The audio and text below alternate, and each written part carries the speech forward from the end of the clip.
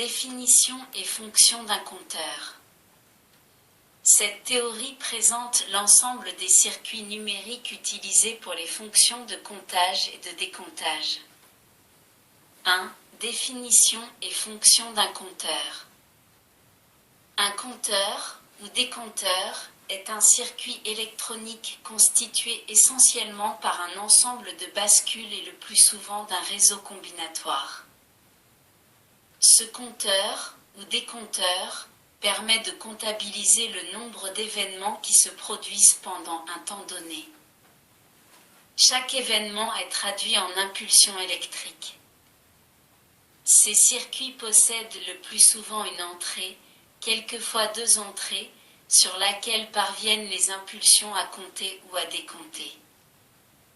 L'information disponible est située sur l'ensemble des sorties des bascules. Il existe de nombreuses applications des compteurs. Nous pouvons citer le comptage d'objets, figure 1, la mesure du temps, figure 2, la division du temps pour l'obtention de signaux d'horloge permettant la commande des systèmes synchronisés, figure 3. Note.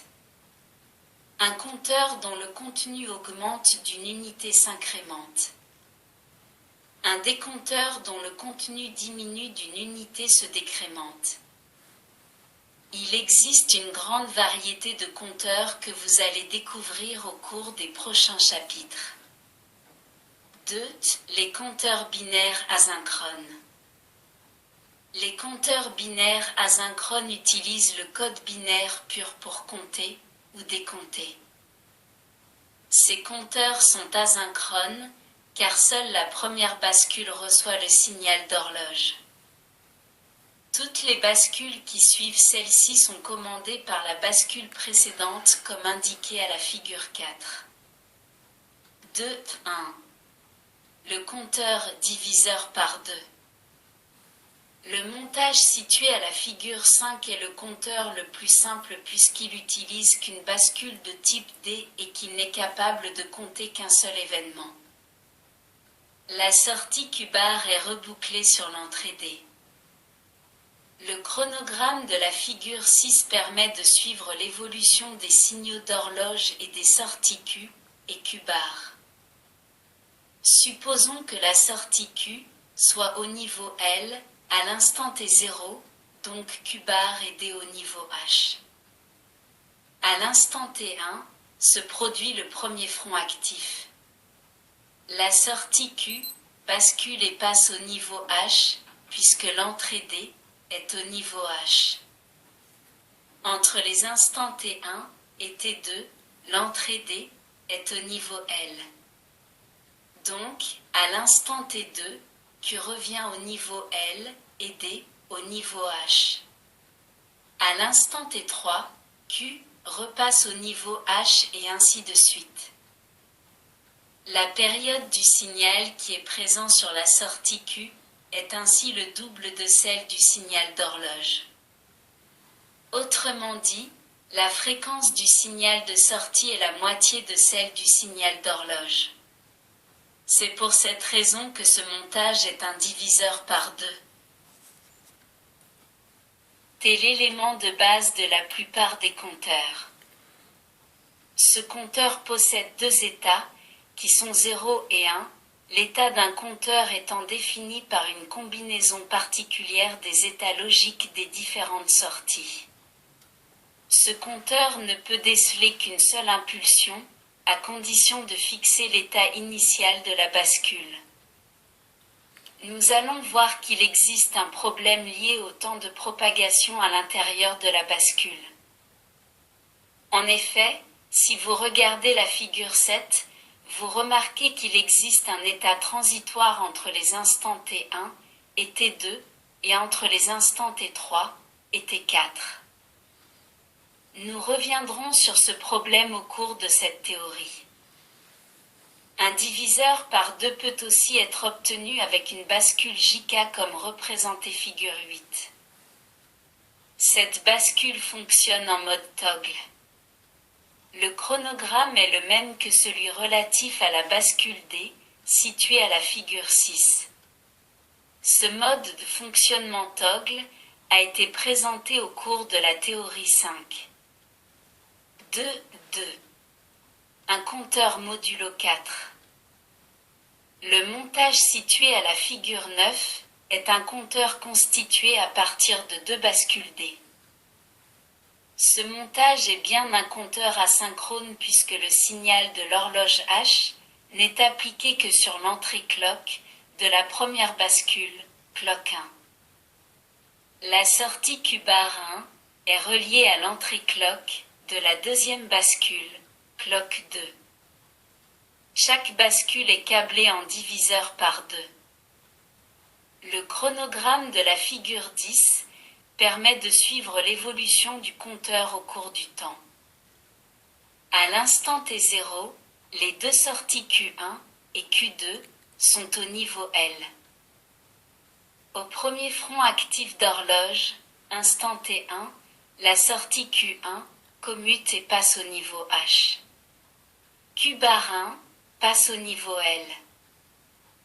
À l'instant T2, Q1 repasse au niveau L et Q bar 1 au niveau H, donc un front actif est appliqué sur l'entrée d'horloge de la deuxième bascule. Q2 passe donc au niveau H. À l'instant T3, Q1 repasse au niveau H et Q2 reste au niveau H. À l'instant T4, Q1 revient au niveau L et Q2 également. Les deux sorties sont revenues à leur état initial. Il a donc fallu 4 impulsions d'horloge pour retrouver l'état initial des deux bascules. La table de vérité de la figure 11 permet de résumer l'évolution du compteur et du diviseur par 4. Ce compteur est de module 4. Le module est le nombre d'états logiques formés par l'ensemble des sorties du compteur. Dans le cas présent, il s'agit d'un compteur possédant 4 états logiques 0, 0, 0, 1, 10, 11 en code binaire ou 0, 1, 2 et 3 en code décimal. La capacité de ce compteur est 3. La capacité est le nombre maximum d'événements qu'un compteur peut comptabiliser. Elle est toujours égale au module -1, puisque durant l'état initial, ici 0, 0, aucun événement n'a encore été pris en compte. La sortie Q1 divise par 2 la fréquence de l'horloge H et la sortie Q2 divise par 4 cette même fréquence de l'horloge H. Sur la figure 10, il apparaît bien que la période du signal en sortie Q1 vaut 2 fois la période de l'horloge et en sortie Q2, la période du signal vaut 4 fois la période de l'horloge. D'une façon générale, il est toujours possible d'utiliser une ou plusieurs sorties d'un compteur pour avoir une division de la fréquence de l'horloge. Dans l'horloge de la figure 2, cette propriété est utilisée pour compter le temps qui s'écoule. En effet, le signal de l'horloge de fréquence 1 Hz est divisé par 60 et permet d'obtenir un signal de période 1 minute. Ce deuxième signal est à son tour divisé par 60 afin d'obtenir le signal de période 1 heure. Ensuite, il suffit de compter les heures jusqu'à 24 pour qu'une journée se soit écoulée. 2, 3. Les compteurs de modules supérieurs à 4. En reliant 3 bascules D, comme indiqué à la figure 12, on obtient un compteur de module 8. 3 bascules D, câblées en diviseur par 2, sont utilisées. Le chronogramme de la figure 13 permet de comprendre le fonctionnement de ce compteur. Le principe de fonctionnement est toujours le même. Chaque étage permet de diviser par 2 le signal appliqué sur son entrée d'horloge.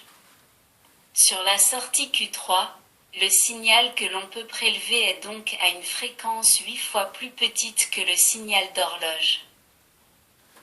D'une façon générale, il est donc possible d'augmenter le module d'un compteur asynchrone en augmentant le nombre de bascules. Avec une nouvelle bascule, le module double. Si un compteur possède n bascules, son module maximum vaut 2 puissance n. Pour n égale 4, le module vaut 16, pour n égale 5, il vaut 32. Il est possible d'obtenir un compteur de modules impairs, 3, 5, 7, en utilisant les mêmes types de montage que ceux vus précédemment. Cela vous sera présenté ultérieurement. Par ailleurs, il est possible de remplacer chaque bascule D par un bascule JK câblé en mode toggle. Les entrées J et K sont câblées à 1. La figure 14 représente un compteur modulo 4 réalisé avec 2 bascules JK. Nous allons revenir sur le problème des états transitoires. La figure 15 représente une partie du chronogramme de fonctionnement d'un compteur modulo 8. Sur ce chronogramme, il apparaît que la durée des périodes instables, état transitoire, est fonction du nombre de bascules. Cette durée vaut au maximum T4, T1 égale 3 φ dans le cas présent.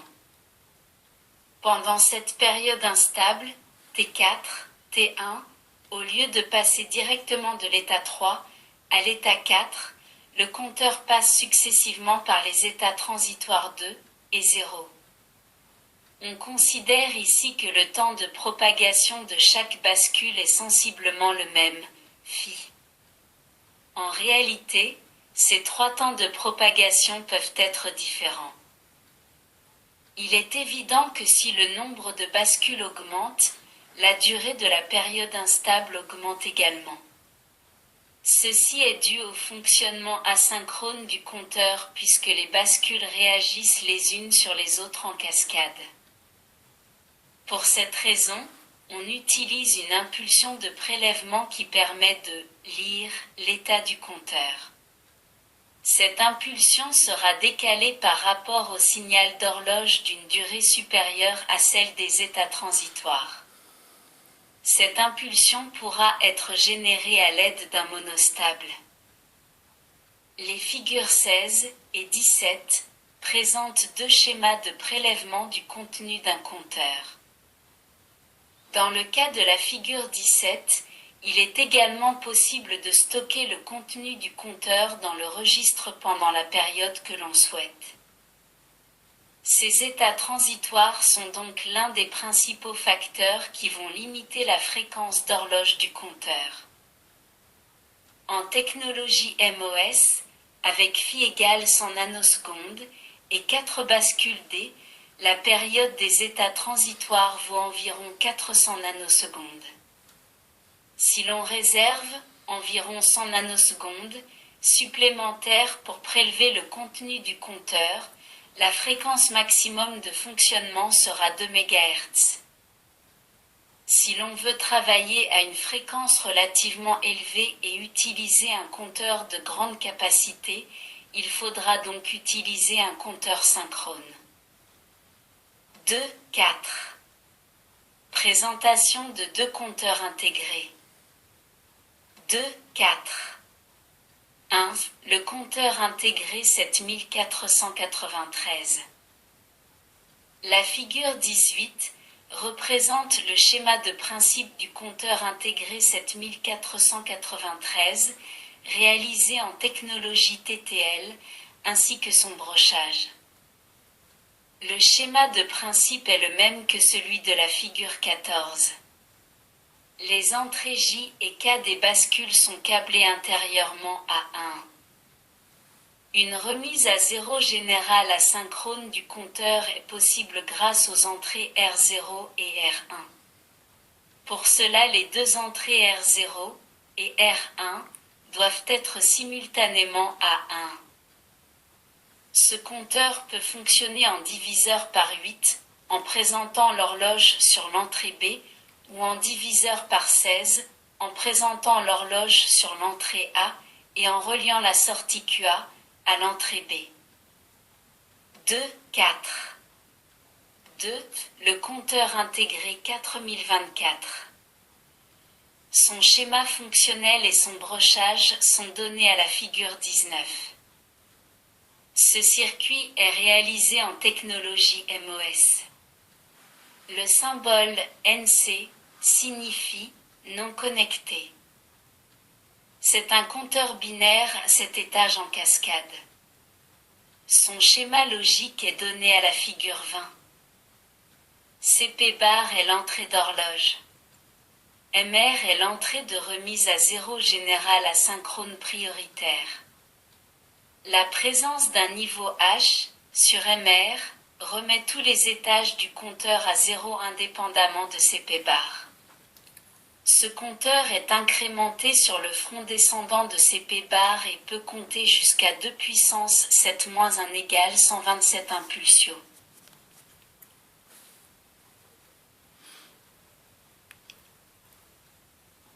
Merci de votre écoute. À bientôt.